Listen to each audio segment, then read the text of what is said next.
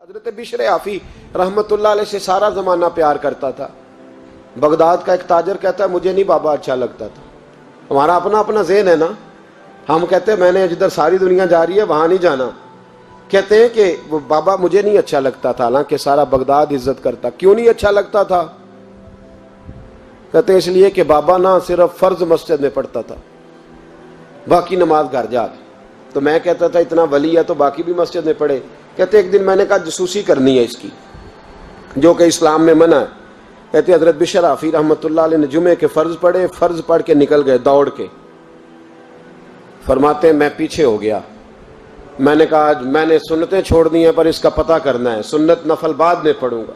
کہتے ہیں حضرت بشر آفی جلدی سے نا ایک کباب والی دکان پہ گئے، وہاں سے کباب خریدے، اور میں نے کہا بوڑھے کی عمر دیکھو اور اس کے ذائقے دیکھو، اس عمر میں بھی کباب کھائے گا۔ اوئے ہوئے، مولوی کو روٹی نے ستایا تھا، اس لیے سنت اور نفل چھوڑ آیا ہے۔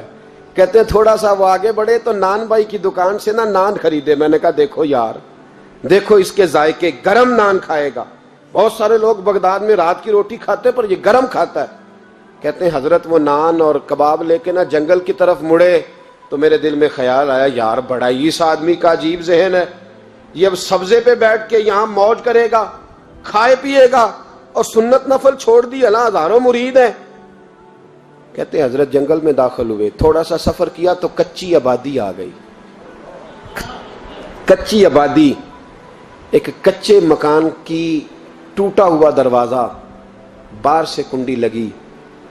بغداد کے ننگے پاؤں چلنے والے ہزاروں مریدوں کے اس پیر نے کنڈی کھولی، اندر گئے، ایک فالج زدہ بابا جی بیٹھے۔ کہتے ہیں حضرت بشر آفی نے اپنی پگڑی کھولی اور اس آدمی کے منہ سے پانی نکل رہا تھا، رال ٹپک رہی تھی۔ کہتے ہیں پہلے اپنی پگڑی سے منہ صاف کیا، پھر پیالے سے پانی ڈال کے منہ دھویا، پھر حضرت اس کے ٹانگوں پہ کپڑا ڈال کے روٹی کا لقمہ توڑ کے اس کے منہ میں ڈال کے کہنے لگے بابا ناراض نہ ہونا، جمعے والے دن مجھے دیر ہو جاتی ہے، ابھی تو میں نے سنت اور نفل بھی پڑھنے ہیں، ناراض نہ ہونا، مجھے دیر ہو جاتی ہے۔ کہتے ہیں وہ بابا رو پڑا اور کہنے لگا بشر یار 14 سال ہو گئے تو روز آتا ہے، 14 سال، یہ 1 صدی کا قصہ ہے، 2-4 برس کی بات نہیں، 14 سال سے تو روز آتا ہے، میں پتہ نہیں کب تک لاش بنے پڑا رہوں گا، تو کب تک آئے گا؟ حضرت بشر آفی نے بابے کے یہاں سے پوچھ کے کہا بابا فکر نہ کر، آج کے بعد یہ جملہ نہ کہنا کہ تو میرے لیے بوجھ ہے۔ فرمایا لوگ سمجھتے ہیں کہ میں نے عبادت کر کے مقام پایا ہے، لوگ سمجھتے ہیں میں نوافل زیادہ پڑھتا ہوں، دنیا جانتی ہے کہ میری رات کی تسبیح زیادہ مضبوط ہے، پر میں ان میں سے کوئی بات بھی نہیں، میں تو تیری نوکری کرتا ہوں تو اللہ نے میری عزتوں میں اضافہ فرما دیا ہے۔ سوچ ہی صاف نہیں، نظریہ ہی ٹھیک نہیں، فکر ہی ٹھیک نہیں۔ اسلام نظریے کا مذہب ہے، سوچ کا۔ مسند امام احمد بن حنبل کی حدیث سنی، حضرت انس بن مالک فرماتے ہیں جب انسان نے روزہ رکھا ہوتا ہے نا تو روح ویسے ہی پاک ہوتی ہے اس کی۔ میں نے یہ سوچا کہ کچھ باتیں ایسی کی جائیں جس سے تھوڑی سی سوچیں بھی تبدیل ہو، کچھ سوچوں کا وضو، سوچوں کا غسل، افکار و نظریات کی بھی بات ہو۔ ہم سمجھتے ہیں کہ شاید کثرت عبادت اصل ہے۔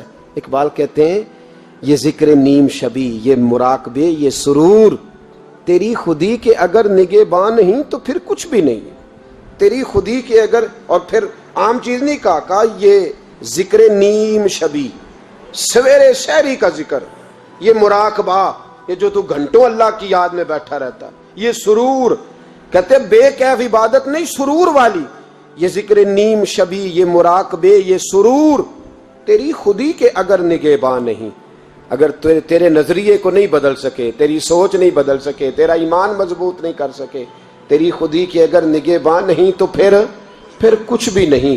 اور خرد نے کہہ بھی دیا لا الہ الا اللہ تو کیا حاصل، دل و نگاہ، دل و نگاہ، دل و نگاہ اگر مسلمان نہیں تو پھر کچھ بھی نہیں، دل و نگاہ۔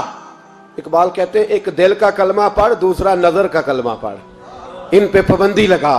دل و نگاہ اگر مسلمان نہیں تو پھر تو کچھ بھی نہیں، کچھ بھی نہیں۔ حضرت انس بن مالک کہتے ہیں میں حضور کے پاس بیٹھا تھا، حضرت عبداللہ ابن عمر بھی بیٹھے تھے، کوئی بات ہو رہی تھی، ایک حجرے میں بیٹھے تھے، دروازے پہ دستک ہوئی، مسند امام احمد میں حدیث ہے، نبی پاک علیہ السلام نے فرمایا انس دروازہ کھولو، دروازے پہ وہ بندہ ہے جس کو اللہ بغیر حساب کتاب جنت عطا فرمائے گا، وہ بندہ ہے دروازے پہ۔ حضرت انس بن مالک کہتے ہیں میں نے دروازہ کھولا تو بندہ دیکھا، غریب سا ایک انصاری صحابی، اور بندہ بڑا سادہ، وضو تازہ کر کے آیا ہے تو پانی کے قطرے داڑھی سے بہہ رہے ہیں، اور چمڑے کے جوتے اس نے لپیٹ کے تو بغل میں چھپائے ہوئے، آ کے اتحیات کی حالت میں بیٹھا، حضور سے دو چار باتیں کی، چلا گیا۔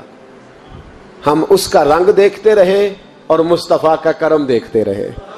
اس کو حضور نے جنتی کہا ہے۔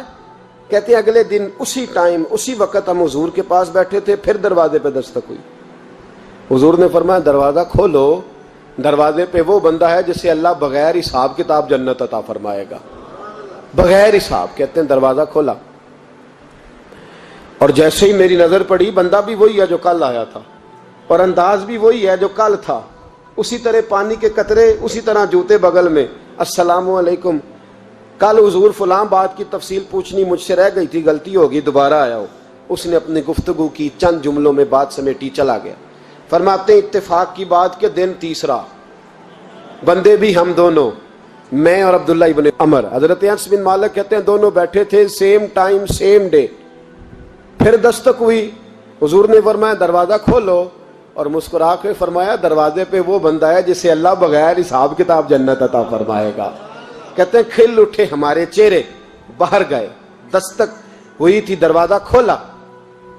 فرماتے مجھے یقین تھا وہی ہوگا جو 2 دن پہلے آیا تھا، اور میرے یقین کے مطابق ہی کام ہوا، وہی بندہ تھا جو کل بھی تھا، جو پرسوں بھی تھا، حالت اور کیفیت اور انداز بھی وہی تھا۔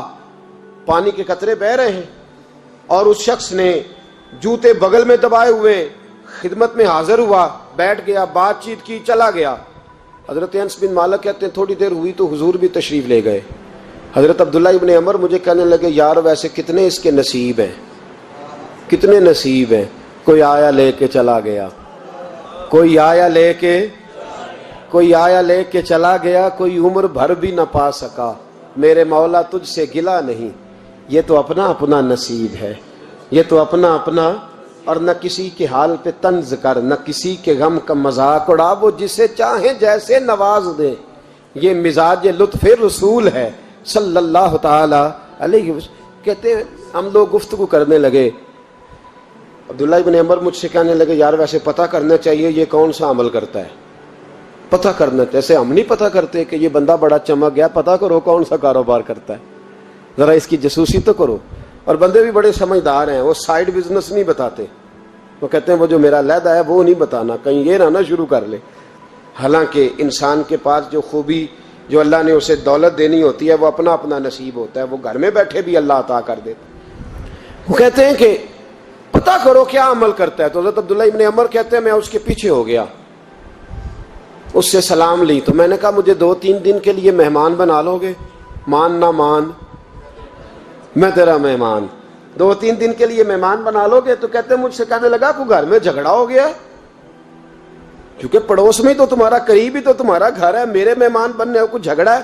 تو میں نے کہا چلو ایسے ہی سمجھ لو، پر مجھے مہمان بنا لو۔ کہتے ہیں میں 3 دن اور 3 راتیں اس شخص کے ساتھ رہا، وہ کتنا صدقہ کرتا ہے میں نوٹ کرتا رہا، نماز کتنی پڑھتا ہے، اس کا کیا، میں چاہتا تھا کہ وہ عمل مجھے ملے۔ اس کی برکت سے مصطفیٰ نے اسے 3 مرتبہ جنتی فرمایا ہے تاکہ وہ کیفیات مجھے بھی ملیں۔ حضرت عبداللہ ابن عمر کہتے ہیں کہ میں نے کوئی خاص چیز نہیں دیکھی، وہ عشاء پڑھتا تو فجر تک بستر پہ کروٹیں لیتا، اور میں الحمدللہ اٹھ کے تہجد بھی پڑھتا، نوافل بھی پڑھتا۔ کہتے ہیں وہ 1 سپارہ پڑھتا، میں 3 پڑھتا۔ فرماتے اس نے 3 دنوں میں کھجور بھی صدقہ نہیں دی، کہ کھجور بھی، اور میں نے بڑے بڑے غریبوں کی مدد کی۔ میں کہنے لگا کہ عمل تو میرا زیادہ ہے اس سے، پھر خوبی کیا ہے؟ خاص توجہ کرنا، اسلام اور دین کا جو فکری اساس ہمیں صحابہ نے دی۔ حضرت عبداللہ ابن عمر کہتے ہیں میں نے تیسرے دن اسے کہا بھائی اللہ تیرا بھلا کرے، تو نے بڑی خدمت کی، میں نے جانا ہے میرا کوئی جھگڑا نہیں ہوا تھا، میں تو بس تیرا عمل دیکھنے آیا تھا کہ تو عمل کیا کرتا ہے۔ تو وہ صحابی کہتے ہیں مجھے کہنے لگے یار تو میرا عمل دیکھنے آیا تھا، مجھے بتا تو صحیح کیا نے، اور کیوں دیکھنے آیا میرا عمل، تجھے کیا ضرورت پڑی میری جاسوسی کی؟ تو کہتے ہیں مجھ سے جب اس نے سوال کیا تو میں نے اس کو کہا بھائی تو 3 دن آیا ہے نا, ہم بیٹھے ہوئے تھے. کہا ہاں میں آتا رہا ہوں.